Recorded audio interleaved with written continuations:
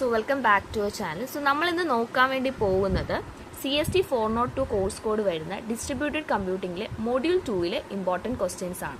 Previous ഇയറിൽ ഒരുപാട് തവണ ചോദിച്ചിട്ടുള്ള പാർട്ട് എയിൽ നിന്ന് പ്രതീക്ഷിക്കാവുന്ന ക്വസ്റ്റ്യൻസ് ആയിരിക്കും നമ്മൾ ഇന്ന് ഡിസ്കസ് ചെയ്യാൻ വേണ്ടി പോകുന്നത്. സോ നമ്മൾ നോക്കാൻ വേണ്ടി പോകുന്ന പാർട്ട് എയിൽ 3 മാർക്കിന് ഏതൊക്കെ ക്വസ്റ്റ്യൻസ് ആയിരിക്കും മൊഡ്യൂൾ 2-ൽ നിന്ന് എക്സ്പെക്ട് ചെയ്യാവുന്നതാണ്. The first question define logical clock. So ഈ ഒരു ക്വസ്റ്റ്യൻ നിരവധി ക്വസ്റ്റ്യൻ പേപ്പറിൽ ചോദിച്ചിട്ടുള്ള ഒരു ക്വസ്റ്റ്യൻ ആണ്, 3 മാർക്കിന് ചോദിക്കാൻ സാധ്യതയുണ്ട്. സോ നോക്കുക, എന്താണ് ഒരു logical clock? Define logical clock. എന്താണ് ഒരു ലോജിക്കൽ ക്ലോക്ക് എന്ന് പറഞ്ഞാൽ, നമ്മൾ പറഞ്ഞു ഡിസ്ട്രിബ്യൂട്ടഡ് സിസ്റ്റത്തിൽ നമ്മൾ എന്തുണ്ട്, ഈവൻസ് ഉണ്ട് അല്ലേ. സോ ഡിസ്ട്രിബ്യൂട്ടഡ് സിസ്റ്റത്തിൽ ഈവൻസിനെ ഓർഡർ ചെയ്യാൻ വേണ്ടി യൂസ് ചെയ്യുന്ന സിസ്റ്റമാണ് ലോജിക്കൽ ക്ലോക്ക് എന്ന് പറയുന്നത്. ക്ലിയർ അല്ലേ? അതായത് നമ്മൾ ഫിസിക്കൽ ടൈമിനെ റിലേ ചെയ്യാതെ ഡിസ്ട്രിബ്യൂട്ടഡ് സിസ്റ്റത്തിൽ ഈവൻസിനെ ഓർഡർ ചെയ്യാൻ വേണ്ടി, ടു ഓർഡർ ദ ഈവൻസിന് വേണ്ടി നമ്മൾ യൂസ് ചെയ്യുന്നതാണ് എന്ത്, ലോജിക്കൽ ക്ലോക്ക് എന്ന് പറയുന്നത്. ഈ ഒരു ലോജിക്കൽ ക്ലോക്കിൽ മെയിനായിട്ട് 2 കാര്യങ്ങളാണുള്ളത്. ഒന്ന് ടൈം ഡൊമെയിൻ ടിയും അതുപോലെ logical clock C. So the logical clock system consist of 2 time domain T and A logical clock C. ഇത്രയും ക്ലിയർ അല്ലേ? ഇനി നമുക്ക് നേരെ പഠിക്കാനുള്ളത് അതിന്റെ ഡെഫിനേഷൻ, എങ്ങനെ നമുക്ക് ഡിഫൈൻ ചെയ്യാമെന്നാണ്. സോ ഇവിടെ മെയിനായിട്ട് ലോജിക്കൽ ക്ലോക്ക് നമ്മൾ പറഞ്ഞ സമയത്ത് ലോജിക്കൽ ക്ലോക്ക് സി എന്ന് പറയുന്ന ലോജിക്കൽ ക്ലോക്ക് സി എന്ത് ചെയ്യുന്നുണ്ട്, ഓരോ ഇവന്റിനും ഒരു ടൈം സ്റ്റാമ്പ് വെച്ച് അസൈൻ ചെയ്യുന്നുണ്ട്. അതാണ് ഇത് ഇൻഡിക്കേറ്റ് ചെയ്യുന്നത്. കണ്ടോ, C is to H gives T. ഇവിടെ സി എന്ന് പറയുന്ന ലോജിക്കൽ ക്ലോക്ക് ആണ്, ഹെച്ച് എന്ന് പറയുന്ന സെറ്റ് ഓഫ് ഈവന്റ്സ് ആണ്, ടി എന്ന് പറയുന്ന ടൈം സ്റ്റാമ്പ് ആണ്. ഇതെന്താണ് ഇതിനെ ഡിഫൈൻ ചെയ്യുന്നത്? അതായത് ഒരു ലോജിക്കൽ ക്ലോക്ക് സി എന്ത് ചെയ്യുന്നുണ്ട്, ഓരോ ഇവന്റിലും, ആ സിസ്റ്റത്തിലെ ഓരോ ഇവന്റിനും ഒരു ടൈം സ്റ്റാമ്പ് അസൈൻ ചെയ്യുന്നുണ്ട്. കണ്ടോ, ക്ലിയർ അല്ലേ? അങ്ങനെയാണെങ്കിൽ ഇവിടെ നമ്മൾ ഫോളോ ചെയ്യുന്ന 2 കണ്ടീഷൻസ് ഉണ്ട്. ഒന്ന് ക്ലോക്ക് കൺസിസ്റ്റൻസി കണ്ടീഷനും 2 സ്ട്രോങ്ലി കൺസിസ്റ്റന്റ് കണ്ടീഷനും. ക്ലോക്ക് കൺസിസ്റ്റൻസി കണ്ടീഷനാണ് നമ്മൾ ഫസ്റ്റ് നോക്കാൻ വേണ്ടി പോകുന്നത്. സോ ഇവിടെ 2 ഇവന്റ് ഉണ്ടെന്ന് വിചാരിക്കാം, ഒന്ന് ഇഐയും ഒന്ന് ഇജെയും. ഓക്കെ, ഇവിടുത്തെ കണ്ടീഷൻ പ്രകാരം, ഈ 2 കണ്ടീഷൻ പ്രകാരം ഇവിടെ പറയുന്നത് ഇങ്ങനെയാണ്: for any 2 events EA and EJ. ഇപ്പൊ ഇഎയും ഇഐ ഇംപ്ലൈസ് ഇജെ ആണെങ്കിൽ ഇവിടുത്തെ ക്ലോക്ക്, അതായത് ഇഐയുടെ ക്ലോക്ക് എന്ത് ചെയ്യണം, ഇജെനെയും കാട്ടി ലെസ് ആയിരിക്കും. പറഞ്ഞു മനസ്സിലായോ? ഇതാണ് ഇവിടെ മെയിൻ ആയിട്ട് പറയുന്ന കണ്ടീഷൻ. അങ്ങനെ ആണെങ്കിൽ ഇതെന്താണ്, ക്ലോക്ക് കൺസിസ്റ്റന്റ് ആണ്. ഓക്കെ, ഒന്നുകൂടെ ഞാൻ ക്ലിയർ ചെയ്ത് പറഞ്ഞുതരാം. അതായത് ഇപ്പോൾ ഒരു ഈവന്റ് ഇഐ ഉണ്ട്, ഒരു ഈവന്റ് ഇഐ ഇജെക്ക് മുമ്പ് നടന്നു. അതായത് ഇഐയും ഇജെ എന്ന് പറഞ്ഞ 2 ഇവന്റ് ഉണ്ട്, അതിൽ ഇഐ ഇജെക്ക് മുമ്പ് നടന്നു. ഓക്കെ, ഒക്കറായി. അങ്ങനെ ആണെങ്കിൽ ഇഐയുടെ ടൈം സ്റ്റാമ്പ് എന്തായിരിക്കണം, ഇജെനെയും കാട്ടി ലെസ് ആയിരിക്കണം. ഇതാണ് ഫസ്റ്റ് പ്രോപ്പർട്ടി. ക്ലിയർ ആണെന്ന് വിശ്വസിക്കുന്നു. ഇതാണ് ക്ലോക്ക് കൺസിസ്റ്റൻസി കണ്ടീഷൻ എന്ന് പറയുന്നത്. ക്ലിയർ അല്ലേ? ഓക്കെ, അപ്പൊ ഇവിടെ വേറൊരു എക്സാമ്പിൾ വെച്ച് പറയുകയാണെങ്കിൽ, ഇപ്പോൾ ഒരു പ്രോസസ് P1 ഉണ്ടെന്ന് വിചാരിക്കുക. ആ P1 ഒരു മെസ്സേജ് സെൻഡ് ചെയ്തു ഈവന്റ് ഇഐക്ക്. പ്രോസസ് P2 അത് റിസീവ് ചെയ്തു. അങ്ങനെ ആണെങ്കിൽ അവിടെ എന്താ ചെയ്യേണ്ടതെന്ന് വെച്ചാൽ, അതായത് ഇഐ ആണ് ആദ്യം നടന്ന ഇജെക്ക് മുമ്പെങ്കിൽ അവിടെ ഇഐയുടെ ടൈം സ്റ്റാമ്പ് ഇജെയുടെ ടൈം സ്റ്റാമ്പിനെയും കാട്ടി എന്തായിരിക്കണം, ലെസ് ആയിരിക്കണം. ക്ലിയർ? ഇതാണ് clock consistency condition. Second condition എന്ന് പറയുന്നത് 2 ഇവന്റ് ഉണ്ട് ഇഐയും ഇജെയും, ഇവിടെ ഇക്വലന്റ് ആയിരിക്കണം എന്നാണ് സെക്കൻഡ് കണ്ടീഷൻ. അതായത് ഇവിടുത്തെ ഈവന്റ് ഓർഡറും അതുപോലെ തന്നെ ടൈം സ്റ്റാമ്പും എക്സാക്ട്ലി ഇക്വലന്റ് ആയിരിക്കണം. ഒരു 2 വേ കണ്ടീഷനാണ്. കണ്ടോ, ഇവിടെ 1 വേ കണ്ടീഷനാണ്. ഇതെന്താണ്, 2 വേ ഇക്വലൻസി ആണ് കൊടുത്തിരിക്കുന്നത്. അതായത് ഇഐ ഗീവ്സ് ഇജെ അവിടെ ആണെങ്കിൽ അവിടുത്തെ ടൈം സ്റ്റാമ്പ്, ഇഐയുടെ time stamp less than EJ, ഇത് 2 ഭാഗത്തും എന്തായിരിക്കണം, ഇക്വലന്റ് ആയിരിക്കും. അതായത് ഇപ്പം തിരിച്ച് time stamp of EI less than ഇയുടെ ടൈം സ്റ്റാമ്പ് ആണെങ്കിൽ പോലും എന്തായിരിക്കണം, ഇഐ ഇംപ്ലൈസ് ടു ഇജെ ആയിരിക്കണം. ക്ലിയർ? സോ ഇതാണ് എന്ത്, സ്ട്രോങ്ലി കൺസിസ്റ്റന്റ്. അപ്പം ഇങ്ങനത്തെ കണ്ടീഷനാണ് ഇവന്റ് വരുന്നതെങ്കിൽ സ്ട്രോങ്ലി കൺസിസ്റ്റന്റ് ആയിരിക്കും. ഇങ്ങനെയാണെങ്കിൽ അതെന്തായിരിക്കും, ക്ലോക്ക് കൺസിസ്റ്റന്റ് കണ്ടീഷൻ ആയിരിക്കും. ക്ലിയർ അല്ലേ? ബേസിക് ആയിട്ടുള്ള 2 കണ്ടീഷൻസ് ആണ് ഇത്. ഓക്കെ, അപ്പം നിങ്ങൾ ഇപ്പോൾ ഡിഫൈൻ ലോജിക്കൽ ക്ലോക്ക് എന്ന് പറയുമ്പോൾ എന്താണ് ലോജിക്കൽ ക്ലോക്ക് എന്ന് ഒരു ജസ്റ്റ് 1 ലൈൻ എഴുതുക. 2 ഡെഫിനിഷൻ മെയിൻ ആയിട്ട് വരുന്ന ഈ 2 പ്രോപ്പർട്ടീസ് ബേസ് ചെയ്താണ്. അപ്പോൾ ഈ 2 പ്രോപ്പർട്ടീസ് എഴുതുക. ഓക്കെ, നെക്സ്റ്റ് ഇമ്പോർട്ടൻ്റ് ആയിട്ട് ഒരു 3 മാർക്കിന് ചോദിക്കാൻ സാധ്യതയുള്ള ക്വസ്റ്റ്യൻ ആണ്, എന്താണ് സ്കേലാർ ടൈം? അല്ലെങ്കിൽ നിങ്ങൾക്ക് ചോദിക്കാനുള്ള ഒരു ക്വസ്റ്റ്യൻ ആണ്, explain the rules used to update the clocks in scalar time representation. Scalar time റെപ്രസെന്റേഷനിൽ ക്ലോക്ക്സ് അപ്ഡേറ്റ് ചെയ്യാൻ വേണ്ടിയുള്ള റൂൾസ് എന്തൊക്കെയാണ്. സോ എന്താണ് ഒരു സ്കെയിലർ ടൈം എന്ന് പറഞ്ഞാൽ എന്താണ്? നമ്മൾ ലോജിക്കൽ ക്ലോക്ക് പഠിച്ചപ്പോൾ പറഞ്ഞു ലോജിക്കൽ ക്ലോക്ക് ഡിസ്ട്രിബ്യൂട്ടഡ് സിസ്റ്റത്തിൽ യൂസ് ചെയ്യണം എന്തിനാണ്? In order to order the events. അതുപോലെ തന്നെയാണ് ഇവിടെ സ്കെയിലർ ടൈമും വരുന്നത്. സ്കെയിലർ ടൈം പ്രൊപ്പോസ് ചെയ്തത് ലാംബർട്ട് ആണ് 1978. ഇത് എന്തിനാന്ന് പറഞ്ഞാൽ it is used to totally order the events in a distributed system. ഒരു ഡിസ്ട്രിബ്യൂട്ടഡ് സിസ്റ്റത്തിലെ ഈവന്റ്സ് ടോട്ടലി ഓർഡർ ചെയ്യാൻ വേണ്ടി യൂസ് ചെയ്യുന്ന ഒരു റെപ്രസെന്റേഷൻ ആണ് സ്കെയിലർ ടൈം റെപ്രസെന്റേഷൻ. ക്ലിയർ അല്ലേ? The time domain in this representation is a set of non-negative. ഇപ്പം നമുക്കറിയാം ഇതിലൊരു ടൈം ഡൊമെയിൻ ഉണ്ടാവും, ഒരു ലോജിക്കൽ ക്ലോക്ക് ഉണ്ടാവും. ഈ ടൈം ഡൊമെയിൻ ഇവിടെ റെപ്രസെന്റ് ചെയ്യുന്നത് ഒരു set of non negative integers ആയിരിക്കും. അതുപോലെ തന്നെ local clock of A process PA and its local view of global time are squashed into one integer variable CA.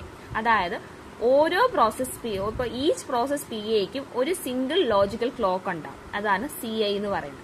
അതുപോലെ ഈ ക്ലോക്ക് റെപ്രസെന്റ് ചെയ്യുന്ന എന്തായിരിക്കും? ആ പ്രോസസ്സിന്റെ ലോക്കൽ വ്യൂ ടൈം ആയിരിക്കും. ക്ലിയർ? ഓരോ പ്രോസസ്സായ PAയ്ക്കും എന്തുണ്ടാവും? ഒരു സിംഗിൾ ലോജിക്കൽ ക്ലോക്ക് ഉണ്ടാവും. അതാണ് CA എന്ന് പറഞ്ഞ് ഇൻഡിക്കേറ്റ് ചെയ്യുന്നത്. ഈ ക്ലോക്ക് റെപ്രസെന്റ് ചെയ്യുന്ന എന്തായിരിക്കും?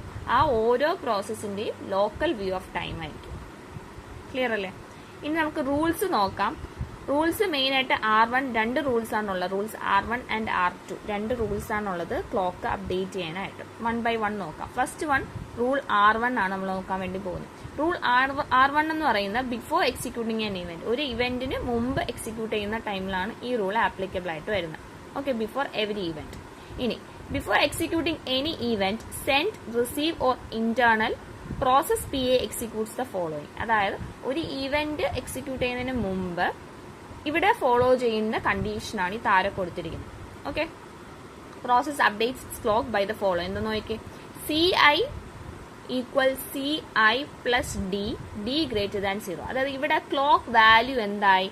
ഇൻക്രിമെന്റേഷൻ ആണ് റൂൾ 1 പറയുന്നത്. ഒരു ഇവന്റിന് മുമ്പ് ക്ലോക്ക് എന്താവുന്നുണ്ട്? ഇൻക്രിമെന്റേഷൻ ആണ് പറയുന്നത്. ഇവിടെ D ഗ്രേറ്റർ ദാൻ 0. മെയിൻ ആയിട്ട് R1 ഈ ഒരു കണ്ടീഷനിൽ ഡിയുടെ വാല്യൂ മെയിൻ ആയിട്ട് യൂഷ്വലി എന്താവാനാണ് chance? Usually D equal to 1 ആണ് കണ്ടീഷൻ. ഓക്കെ, ഇവിടെ എന്താണ്? ക്ലോക്ക് വാല്യൂ ഇൻക്രിമെന്റേഷൻ ആണ് ബിഫോർ എവരി ഈവന്റ്. ക്ലിയർ അല്ലേ? ഇതാണ് ഒന്നാമത്തെ റൂള്. രണ്ടാമത്തെ റൂള് R2. ഓക്കെ, R2 എന്ന് പറഞ്ഞാൽ ഇത് applicable on receiving A message. ഒരു മെസ്സേജ് റിസീവ് ചെയ്യുന്ന സമയത്തുള്ള റൂൾ R2. ഓക്കെ, ഇവിടെ ഓരോ മെസ്സേജും ഒരു സെൻഡേഴ്സിന്റെ ഒരു ടൈം സ്റ്റാമ്പ് ക്യാരി ചെയ്യും. Each message piggy backs the clock value of it sender at sending time. അതായത് ഓരോ മെസ്സേജും ഒരു ക്ലോക്ക് വാല്യൂ അല്ലെങ്കിൽ ആ ഒരു സെൻഡേഴ്സിന്റെ ടൈം സ്റ്റാമ്പ് ക്യാരി ചെയ്തുകൊണ്ടായിരിക്കും പോകുന്നത്. ഇവിടെ ഒരു പ്രോസസ്സ് PA ഒരു മെസ്സേജ് റിസീവ് ചെയ്താൽ with time stamp C message, അവിടുത്തെ ഫസ്റ്റ് സ്റ്റെപ്പ് ഇപ്പോൾ ഒരു പ്രോസസ്സ് PA ഒരു മെസ്സേജ് റിസീവ് ചെയ്തു. നമ്മൾ പറഞ്ഞ മെസ്സേജിന്റെ കൂടെ എന്തുണ്ടാവും? സെൻഡറിന്റെ ടൈം സ്റ്റാമ്പും കൂടെ കാണും. അങ്ങനെയാണെങ്കിൽ അവിടെ എക്സിക്യൂട്ട് ആവുന്ന 3 സ്റ്റെപ്പ് ഉണ്ട്. ഫസ്റ്റ് സ്റ്റെപ്പ് എന്ന് പറഞ്ഞാൽ CA equal to max CA, C max. ഇവിടെ റിസീവറിന്റെ ക്ലോക്കും സെൻഡറും തമ്മിൽ സിങ്ക്രണൈസ് ചെയ്യണം. ക്ലിയർ?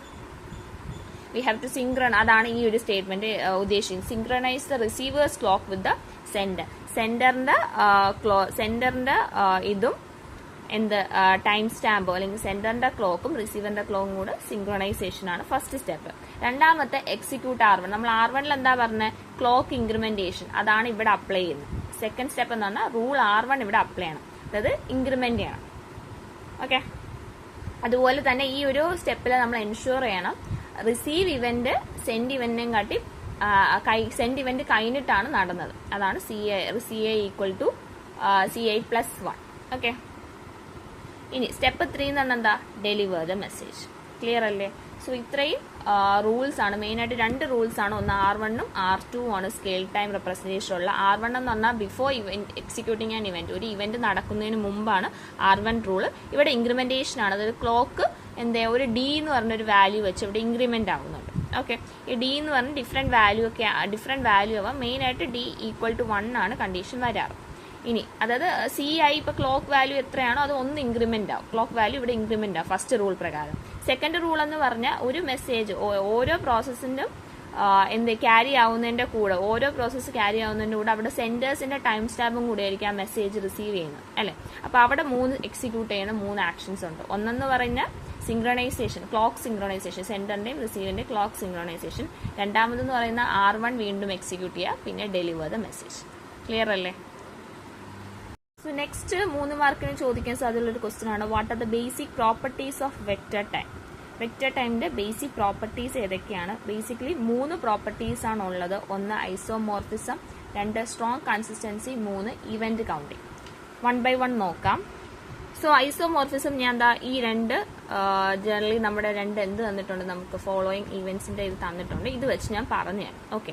സോ ഐസോമോർഫിസം എന്ന് പറയുന്നത്, ഇപ്പൊ 2 ഈവന്റ്സും എക്സും വൈയും ഉണ്ടെന്ന് വിചാരിക്കും. അവരുടെ ടൈം സ്റ്റാമ്പ്സ് ആണ് ഇങ്ങനെ കൊടുത്തിരിക്കുന്നത്. ഓക്കെ. ഇത് മ്യൂ എച്ച് എന്നോ മ്യൂ കെ എന്ന് പറഞ്ഞാലും മതി. മ്യൂ പോലത്തെ ഒരു സിമ്പിളാണിത്. ഓക്കെ. ടൈം സ്റ്റാമ്പ് റെപ്രസെന്റ് ചെയ്യുന്നത്. സോ ഇവിടെ 2 ഈവന്റ്സ് ഉണ്ട്, എക്സും വൈയും, അവരുടെ ടൈം സ്റ്റാമ്പ്സും കൊടുത്തിട്ടുണ്ട്. ഈ റിലേഷൻ പ്രകാരം ഐസോമോർഫിസം പറയുന്നത് ഇങ്ങനെയാണ്. ഇപ്പൊ 2 ഈവന്റ്സും അവരുടെ വെക്റ്റർ ക്ലോക്സ് യൂസ് അവരുടെ ടൈം സ്റ്റാമ്പ്ഡ് ആണെങ്കിൽ അവർ ഹോൾഡ് ചെയ്യുന്ന 2 കണ്ടീഷൻസ് ആണ്. ഒന്ന്, ഇപ്പോൾ ഒരു ഈവന്റ് എക്സ് വൈക്ക് മുമ്പ് ഹാപ്പൻ ചെയ്തു. ഓക്കെ. അങ്ങനെ ആണെങ്കിൽ അവരുടെ വെക്റ്റർ ടൈം സ്റ്റാമ്പ് എക്സ് എന്ന് പറയുന്നത്, എക്സിന്റെ ടൈം സ്റ്റാമ്പ് ആണല്ലോ ഇത് എച്ച്. അപ്പൊ എക്സിന്റെ ടൈം സ്റ്റാമ്പ് എന്തായിരിക്കും? വൈനെയും കാട്ടി ലെസ് ആയിരിക്കും, നമ്മൾ നേരത്തെ പറഞ്ഞതുപോലെ തന്നെ. ക്ലിയർ? ഇനി രണ്ടാമത്തെ കണ്ടീഷൻ ആണ്, ഇപ്പൊ 2 ഇവന്റും കൺകറന്റ് ആണ്, ഇവർ തമ്മിൽ റിലേഷൻ ഇല്ല, ഈ ഒരു റിലേഷൻ ഇൻഡ്യൂസ് ചെയ്യുന്നില്ല. അങ്ങനെയാണെങ്കിൽ അവരുടെ വെക്ടേഴ്സ്, അവരുടെ ടൈം സ്റ്റാമ്പ്സ് എന്തായിരിക്കും? ഇൻകമ്പാരബിൾ ആയിരിക്കും. അതാണ് 2 റിലേഷൻ. മനസ്സിലായോ? ഐസോമോർഫിസം പറയുന്ന 2 കണ്ടീഷൻസ് ആണ്. ഒന്ന്, 2 ഈവന്റ് ഉണ്ട് എക്സും വൈയും, അതിൽ എക്സ് വൈക്ക് മുന്നേ ഹാപ്പൻ ചെയ്തെങ്കിൽ അവരുടെ ടൈം സ്റ്റാമ്പിൽ എക്സിന്റെ time stamp will be less than Y. രണ്ടാമത്തെ ഈ 2 ഈവന്റ്സും കൺകറന്റ് ആണ്, അവർ തമ്മിൽ റിലേഷൻ ഇല്ല, ഇൻഡ്യൂസ് ചെയ്യുന്നില്ലെങ്കിൽ അവരുടെ വെക്ടേഴ്സ് അല്ലെങ്കിൽ ടൈം സ്റ്റാമ്പ്സും എന്തായിരിക്കും? ഇൻകമ്പാരബിൾ ആയിരിക്കും. Okay. This means vector clocks എന്താണ്? Perfectly represent causal relationship. ഇത് കാണിക്കുന്നത് കോസൽ റിലേഷൻഷിപ്പ് പെർഫെക്റ്റ്ലി എവിടെ ആപ്ലിക്കബിൾ ആണെങ്കിൽ റെപ്രസെന്റ് ചെയ്യുന്നുണ്ട്? വെക്റ്റർ ക്ലോക്കിൽ റെപ്രസെന്റ് ചെയ്യുന്നുണ്ട്. ക്ലിയർ അല്ലേ? രണ്ടാമത്തത് സ്ട്രോങ് കൺസിസ്റ്റൻസി. രണ്ടാമത്തെ പ്രോപ്പർട്ടിയാണ് strong consistency. The system of vector clocks is strongly consistent thus by examining the vector timestamp of 2 events. നമുക്ക് 2 ഈവന്റ്സിന്റെ വെക്റ്റർ ടൈം സ്റ്റാമ്പ് കമ്പയർ ചെയ്ത് നമുക്ക് പറയാൻ പറ്റും വെക്റ്റർ ക്ലോക്സ് എന്താണ്? സ്ട്രോങ്ലി കൺസിസ്റ്റൻസ് ആണ്. ക്ലിയർ? മൂന്നാമത്തെ ഈവന്റ് കൗണ്ടിങ്. ഈവന്റ് കൗണ്ടിങ് എന്ന് പറഞ്ഞാൽ നമ്മൾ ഡിയുടെ കാര്യം നേരത്തെ പറഞ്ഞായിരുന്നു അല്ലേ? ഇവിടെ D equal to 1, rule 1 D equal to 1 ആണെങ്കിൽ the ith component of the vector clock at process PIയില് ith കമ്പോണന്റ് ആണ് ഈ കാണിച്ചിരിക്കുന്നത്. ith കമ്പോണന്റ് എന്തായിരിക്കും? അത് റെപ്രസെന്റ് ചെയ്യുന്നത് the number of events that have occurred at PI until that instant. ആ instant വരെ പ്രോസസ് PI ഒക്കേർഡ് ആയിട്ടുള്ള നമ്പർ ഓഫ് ഈവന്റ്സിനെ ആയിരിക്കും എന്ത് ചെയ്യുന്നത്? കാണിക്കുന്നത്. അതായത് ഈവന്റ് കൗണ്ടിങ് നടക്കുന്നു. റൂൾ 1 പ്രകാരം ഡി ഈക്വൽ ടു 1 ആണെങ്കിൽ, rule 1 if D equal to 1 ആണെങ്കിൽ വെക്റ്റർ ക്ലോക്കിലെ ith കമ്പോണന്റ് എന്ന് പറയുന്നത് it will denotes the number of events that occurred at PI എന്ന് പറയുന്ന പ്രോസസ്സിൽ ഒക്കേർഡ് ആവുന്ന നമ്പർ ഓഫ് ഈവന്റ്സിനെ ആയിരിക്കും റെപ്രസെന്റ് ചെയ്യുന്നത്. ക്ലിയർ അല്ലേ? ഇതാണ് ഈവന്റ് കൗണ്ടിങ്. സോ 3 പ്രോപ്പർട്ടീസ് ആണ് വെക്റ്റർ ടൈമിനുള്ളത്. 1 isomorphism, 2 strong consistency, 3 event counting. Okay. Next ചോദിക്കാൻ സാധ്യതയുള്ള ഒരു ക്വസ്റ്റ്യൻ ആണ്, what do you mean by leader election algorithm. ആ വാക്കിൽ തന്നെയുണ്ട് എന്താണ് ലീഡർ ഇലക്ഷൻ അൽഗോരിതം എന്ന് ചോദിച്ചാൽ, ഇറ്റ് ഈസ് ഡിസ്ട്രിബ്യൂട്ടഡ് സിസ്റ്റത്തിലാണ് ഈ ലീഡർ ഇലക്ഷൻ അൽഗോരിതം യൂസ് ചെയ്യുന്നത് നമുക്കറിയാം. സോ ഇത് മെയിനായിട്ട് യൂസ് ചെയ്യുന്നത് എന്തിനാന്ന് പറഞ്ഞാൽ, for choosing a unique process to play a particular role is called election algorithm. അതായത് ഒരു ഡിസ്ട്രിബ്യൂട്ടഡ് സിസ്റ്റത്തിൽ ഒരു ലീഡറിനെ തിരഞ്ഞെടുക്കുന്ന, ലീഡർ ഇലക്ഷൻ എന്ന് പറയുമ്പോൾ തന്നെ അറിയാം, ആ ഡിസ്ട്രിബ്യൂട്ടഡ് സിസ്റ്റത്തിൽ നമ്മൾ ഒരു യൂണിക് പ്രോസസ്സിനെ സെലക്ട് ചെയ്യും ആസ് എ ലീഡർ അല്ലെങ്കിൽ ഒരു കോർഡിനേറ്റർ. എന്തിനാന്ന് പറഞ്ഞാൽ എന്തിനാ മെയിനായിട്ട് യൂസ് ചെയ്യുന്നത്? അതായത് സ്പെസിഫിക് ടാസ്ക് ചെയ്യാൻ, സ്പെസിഫിക് ടാസ്ക് അല്ലെങ്കിൽ എന്ത് പറയാൻ, പല പ്രോസസ്സും സൈമൾട്ടേനിയസ്ലായിട്ടായിരിക്കും റൺ ചെയ്യുന്നത്. അപ്പം ചില ടാസ്കിന് ഒരു സെൻട്രൽ കൺട്രോൾ ആവശ്യമായിട്ടുണ്ട്. എക്സാമ്പിൾ പറയുകയാണെങ്കിൽ ഒരു resource allocation, synchronisation, task schedule. അപ്പോൾ അവിടെ എന്ത് വേണം? ഒരു കോർഡിനേറ്റർ വേണം ഇല്ലേ? കാരണം സൈമൾട്ടേനിയസ്ലായിട്ടാണ് പ്രോസസ്സ് റൺ ആവുന്നത്. അതുകൊണ്ട് എല്ലാ പ്രോസസ്സും ഒരു യൂണീക് ഈ ഒരു ഇലക്ഷൻ അൽഗോരിതം എന്ന് പറയുന്നത് ഒരു അൽഗോരിതമാണ് മെയിനായിട്ട് യൂസ് ചെയ്യുന്നത് for choosing a unique process to play a particular role. ഒരു കോർഡിനേറ്ററിനെ എലക്ട് ചെയ്യാൻ വേണ്ടിയുള്ളൊരു അൽഗോരിതമാണ് the leader election algorithm. Clear അല്ലേ? An election algorithm is needed for this choice. It is essential that all processes agree on the choice. Clear? So ഇതാണ് lead election algorithm. ഇനി in detail ആയിട്ട് ഓരോ algorithm, അതായത് lead election അൽഗോരിതത്തിൽ different types ആയിട്ട് വരുന്നുണ്ട്. ആ ഓരോ അൽഗോരിതം നമ്മളിനി അങ്ങോട്ട് പാർട്ട് ബിയിൽ പഠിക്കും. ഓക്കെ അല്ലേ? ഫസ്റ്റ് പാർട്ട് എ ഇമ്പോർട്ടൻ്റ് ആയിട്ട് ചോദിക്കുക ഒരു 3 മാർക്കിൻ്റെ ക്വസ്റ്റ്യൻ ആണ്. What do you mean by termination detection? എന്താണ് ടെർമിനേഷൻ ഡിറ്റക്ഷൻ?